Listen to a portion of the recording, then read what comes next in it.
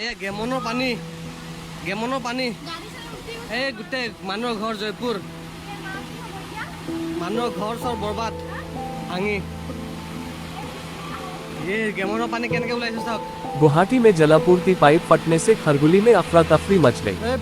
25 मई को गुवाहाटी में खारगुली के शांत पड़ोस में एक भयावह घटना सामने आई जब एक गैमन जैसे जल आपूर्ति मेन लाइन पाइप फट गया जिससे पानी का विनाशकारी उछाल आया। घटना के बाद लगभग 40 घर बर्बाद हो गए हैं, वाहन बह गए हैं और प्रभावित घरों में से एक निवासी सुमित्रा राभा की दुखद मृत्यु हो गई है। यह घटना अपराह्न लगभग 3 बजे हुई जिससे निवासियों में हड़कंप मच गया और वे दहशत और अराजकता की स्थिति में आ गए।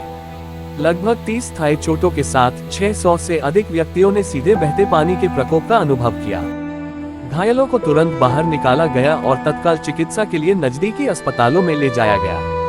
इंडिया टुडे एनी द्वारा की गई एक विशेष ग्राउंड रिपोर्ट के दौरान प्रभावित निवासियों ने अपने दुखद अनुभव साझा किए।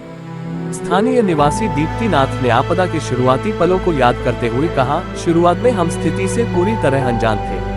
अचानक आसमान में अंधेरा छा गया और कुछ ही देर में हमारे घर में पानी घुसने लगा। पानी इतना ज्यादा था कि इसने सब कुछ निगल लिया जिससे घोर अंधेरा हो गया। हमें लगा कि हमारे चारों तरफ कालेपन और अंधेरे की वजह से आग लग सकती है। अफरा तफरी के साथ तेज आवाजें भी आ रही थी। हम सड़क की ओर भागे और हर तरफ पानी ही पानी था।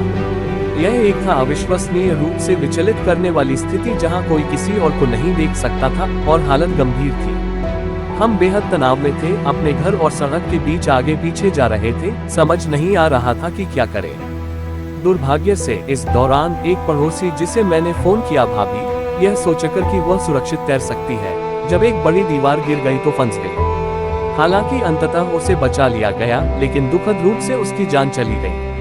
हम सड़क पर बने रहने के बाद से उसके बाद होने वाली घटनाओं से अनजान थे।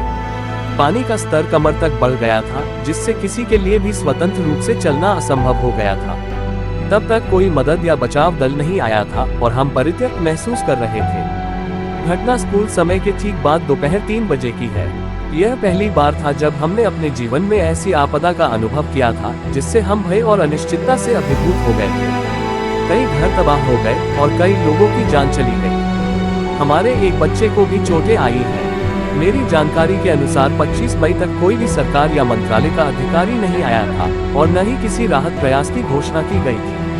एक अन्य निवासी दिनदाधर नाथ ने अधिकारियों और इंजीनियरों के कार्यों के बारे में अपनी चिंता व्यक्त करते हुए कहा, 25 मई को दोपहर 3 बजे जो भी घटना हुई, अधिकारी पहुंचे, टैंकर के अंदर परीक्षण किया और बाहर एक बोर्ड लगा दिया। हालांकि उसी दिन रात करीब 11 बजे पाइप लाइन फट गई जिससे पानी बाहर निकल आया। इसके बाद अधिकारी उस स्थान पर वेल्डिंग करने आए जहां से पानी निकल गया था। इस दौरान अतिरिक्त जिला आयुक्त मौजूद थे और हमने उनसे चर्चा की। इंजीनियरों के लिए हमें लिखित आश्वासन देने की आवश्यकता है कि काम शुरू करने से पहले ऐसी घटनाएं दोबारा नहीं होंगी। दुर्भाग्य से उन्होंने इस आवश्यकता को पूरा नहीं किया और अपने तरीके से काम जारी रखा। निवासियों के रूप में हमें संदेह है कि समान भविष्य में फिर से घटनाएं हो सकती है।